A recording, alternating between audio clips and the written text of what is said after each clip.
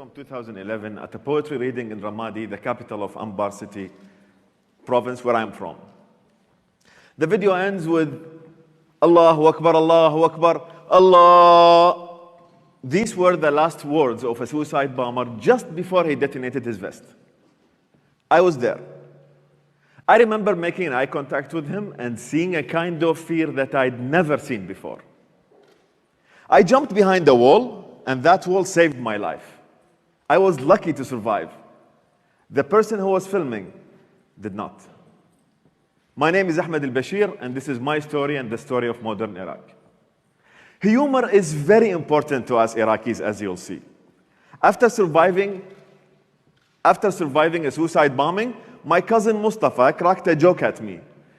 He told me it was a shame that I survived because how much he'd been looking forward to eating the meat served at my funeral. When we Iraqis die, we serve really good food at the funerals.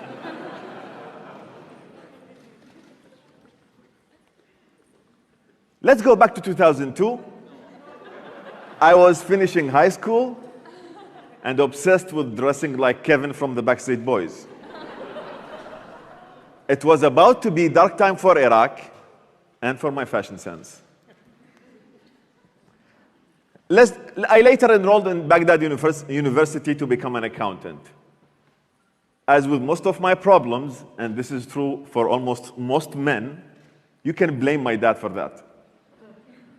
He wanted me to study theology, but that wasn't really for me. I wanted to go to the art school. One night, one of his friends complained about business.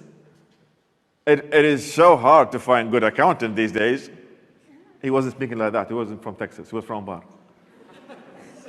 The only thing that rivals God in my father's eyes is a business opportunity for the family. He was very excited for me, and I was not consulted. But accounting it was, even though I wanted to go to the art school. Less than a year into college, my heart was invaded by 6 girls at the same time. Every girl who says hi, I fall in love with her and I propose. I know 6 a lot, we only do 4, but 6. I wanted to break that law. So my heart was invaded by 6 girls at the same time, and Iraq was invaded by the United States of America. Rumor had it been that we were going to be a new US state, but there were already so many stars on the flag. How would it fit a new one? Months later, I'll never forget being in a taxi driven by an old man. And I was telling him how much I was excited about the American occupation. He just looked at me inside his Toyota Crown 79 and said, "Son," he's not from Texas, "Son, from now on, 8 p.m. will always be much better than 9 p.m. What did that even mean? Over time, things seem to be getting worse. In April 2005, I was kidnapped by one of the militias who had infiltrated the police. At random, militias would kidnap a bunch of people and hold them for a ransom. They kept me for so long because my dad was too cheap. Kill him then, I won't pay a penny. I can produce others like him. You know, I have 8 others, I don't care. They were upset with him and took it out on me. I told them my daddy issues are not my fault.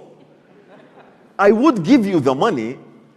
Maybe my dad would have paid my ransom if I became an accountant.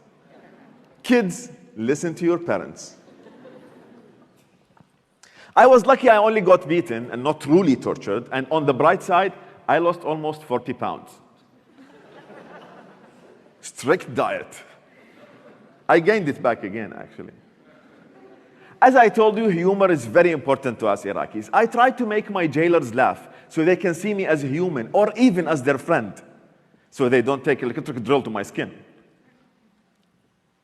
After 38 days, I was released. And get this, the same guy who kidnapped me came to my shop later to say hi. So yes, I was punched for 38 days and told so many jokes that my captors came by later to say they miss me. So the words from the taxi driver before came back to me in the middle of the sectarian war in 2006. 8 p.m. will always be much better than 9 p.m. Was the feeling of hopelessness when you realize that the golden days of your country are behind you, and every single day is going to be worse than the one before, and there's nothing you can do about it. The invading coalition policies were a disaster to Iraq.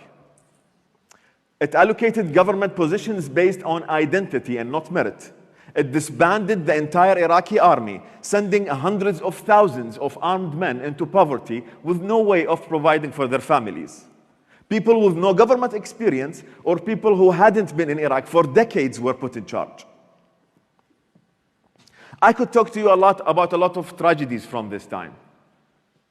A mortar falling on my house with my brother inside and us having to wipe off his remains from the walls in order to have something to bury.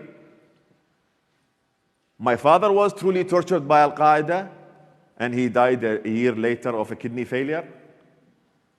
After every incident, my cousin Mustafa, you remember him from his joke after I survived the suicide bombing, was there to bring me out of my depression with his unkillable sense of humor. Humor is very important to us Iraqis. I told Mustafa it seems that the only bad things in my life happens in April.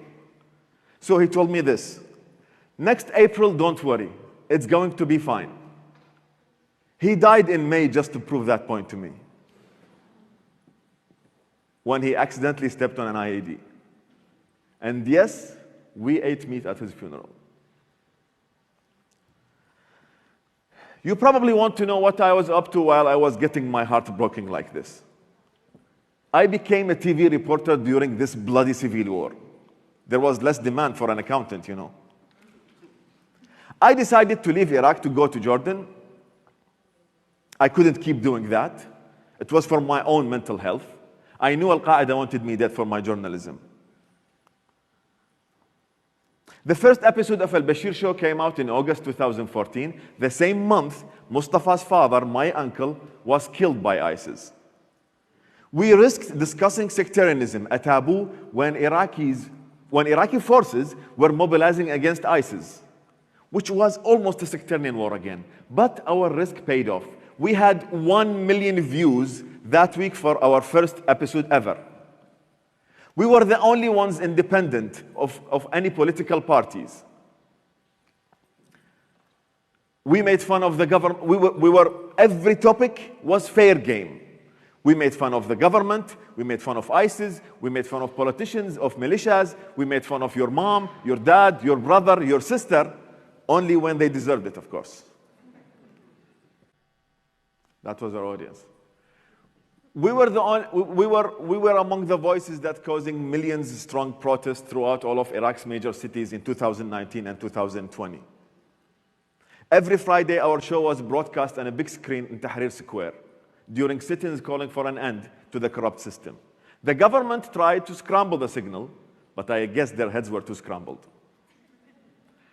I wish I could say that's the end of the speech, a happy ending, when Iraqi new generation is taking over and Iraq is living happily ever after, and the new generation is ruling with the era of harmony and security. No, sorry. I'm not Iraq's Prince Charming. Al-Bashir Show didn't cause Iraq's happily ever after. Iraq is not a democracy today, and here's why. Tens of thousands of people have been kidnapped by the same militias who are controlling Iraq today, and none of us know what's happened to them since 2016. The political elite has created a political system that allows them to stay in power forever. You want to open a restaurant, a store, you need the support of one of the parties, and you need to pay them off too. The political parties, they take the public budget and they fund themselves off. There is corruption in every area of the government. Nearly 800 protesters have been died since October 2019. The protest began. 30,000 protesters have been injured. Thousands fled the country. These brave young activists, men and women alike, face brutal repression and fired at by the government and militias that countries like Iran are funding. Free elections and freedom of speech, these are real jokes in Iraq. There are no one political opposition party that remains unrepressed inside Iraq, and there is no independent voices that been free inside Iraq. Let me be clear. I'm not asking you to come save Iraq. That did not turn out well when we tried that in 2003, no? We can do it ourselves. Please just pay attention to what's happening in Iraq and understand the history of how Iraq came to be this way today. Remember, Iraq is not a playground for other political to settle their country, for other countries to settle their political score on. Power politics always come to the expense of the people. We are so tired of it. And don't just blindly throw money at your problems either. There are projects in Iraq that need your support. Any money thrown at the government will just line the pockets of corrupt parties and militia groups. But there are projects will need your support and help. But above all, I have so much hope with the new generation of Iraqi people, who I truly believe that they will build a new country and maybe they will live happily ever after. Ladies and gentlemen, my name is Ahmed al-Bashir. That was my story and the story of modern Iraq. It's been a pleasure. Thank you very much.